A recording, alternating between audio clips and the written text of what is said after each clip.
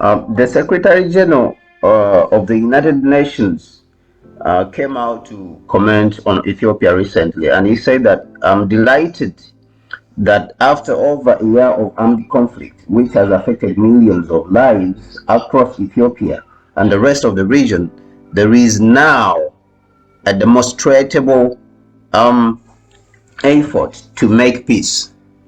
And then he went on to say that the UN stands ready to support an inclusive and nationally owned dialogue, peace, security, and reconciliation process in Ethiopia. The international community must continue to emphasize the need for all parties to demonstrate sincerity and commitment to the peace process. Now, somebody would say, what is wrong with this picture? What is really wrong with this picture?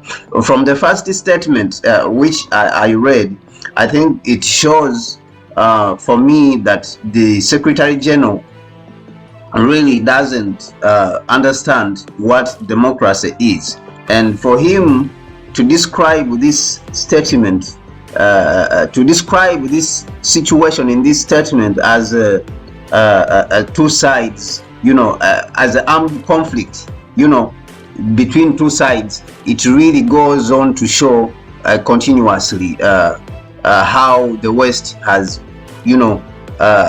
demonstrated its way of hypocrisy and double standards. When you look at the situation in Ethiopia, it is not two sides warring. It is a mutiny. This was a rebellion, okay? And in this rebellion, the government came up because the government is elected democratically. The government in Ethiopia was elected democratically, okay? So it has the responsibility of protecting the property of the people. It has the responsibility of the security of the country. So you cannot say that it is two groups fighting against each other, okay?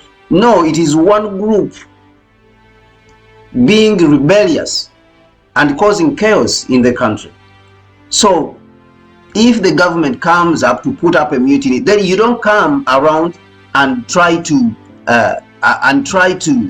save the other side and try to say we should support the group which is rebelling against a democratically elected government. And this is what the African people have refused and said, we cannot allow you to continue with this your double standard. And now when he said that the UN stands ready to support an inclusive and nationally owned dialogue, peace, security, and reconciliation process in Ethiopia, the international community.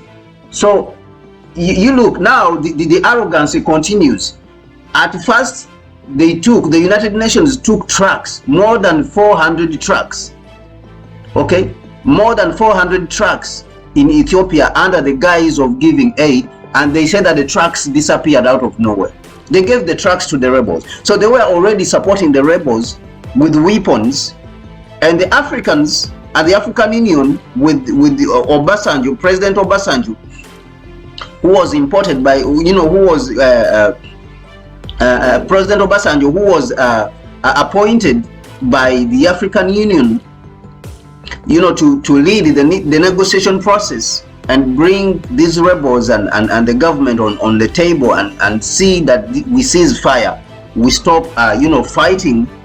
The United Nations was supporting the other people, was supporting the TPLF so that they can continue fighting. And even they ramped this effort up and they put it in their propaganda, their media, the CNN and BBC, all these guys, they were ramping up the narrative that the TPLF is taking over is 100 kilometers away from the capital, Addis Ababa, is 80 kilometers. The next day they would say it is 80 kilometers, when it was not true.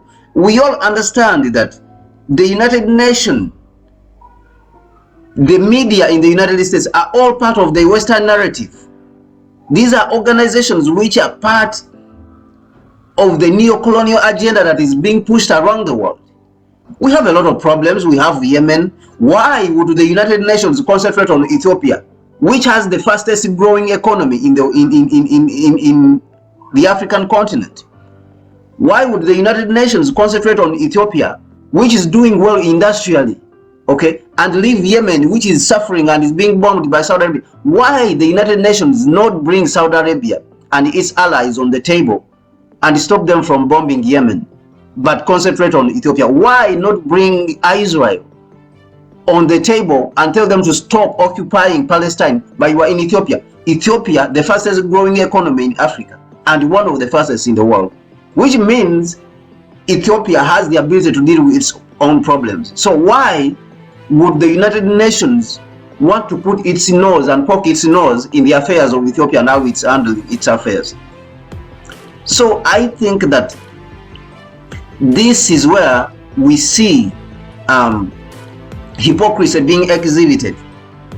We see the hypocrisy of the United Nations. We see the hypocrisy of the United States. And to put salt in the wound, he said that the international community must continue to emphasize the need for all parties to demonstrate sincerity and commitment to the peace process. When these white people say the international community, we know what that means. When they say international community, it is the countries on the United Nations Permanent Security Council. When he's talking about the international community, we know Africa is not included in the international community. They are talking about France. So what he's meaning is that the international community must continue to put pressure on the Ethiopian government. And we, as African people, I think we have to continue to say, no, this is not acceptable. This is not acceptable. The United States, the United Nations, France, and all the other organizations that have been occupying Africa and exploiting us must go. They must come from the African continent. They must go back. Let them go to Europe. The United States, over 1 million people are dying of coronavirus. The people in Europe are dying of coronavirus, and poverty is engulfing them and killing them. So they should go back to Europe. Their people are dying. They should go back and solve the problems there. Why impose yourself on Africa where we don't need you? We don't need you, France. You have a very small population. So what are you going to protect Africa from? Nothing. You have an aging population in France. You have an aging population in the United States. We have the youngest population in Africa. So what is it that you have that you are coming to protect us? Nothing. The continent of Africa is richer than you. So there's nothing, France, you are coming to give us. There's nothing, all of Europe, you are coming to give us. Nothing. Nothing. So forget about the lies that you have been spreading, that you are giving aid. There's no aid you are giving Africa. Africa is the one giving you aid. We are the ones giving you aid. You are exploiting our resources. The United States, you are here exploiting our resources. So you are not giving aid. We are the ones who are giving aid. This has been said over and over and over and over by our economists, by Dambisa Moyo, Rugasira. So all these have been saying that Africa is not receiving aid. Africa is the one giving aid. So let this be made loud and clear that we really do not need anything from the United States or Europe. We do not need anything. So they should get off the land. They should get off African land and pack their things. They should pack their military bases and leave the continent. So this is what we are saying, that the United Nations should concentrate on hotspots of the world, the areas of the world where people cannot help themselves. Go to Yemen, go to Palestine. This is where people need the services of the United Nations. Africa will be able to solve its own problems. And it has been demonstrated in Ethiopia that the Africans in the East African region came together to support the government, elected government, democratically elected government in Ethiopia, and the Ethiopian government was able to solve this problem by itself. There was no United Nations, there was no United States. They were coming to bring here violence. Wherever the United States go and the Europeans go, there's violence and death and chaos all over the place. So this is what the Africans say, that we do not need this. We do not need this, and we are saying even today and emphasizing it.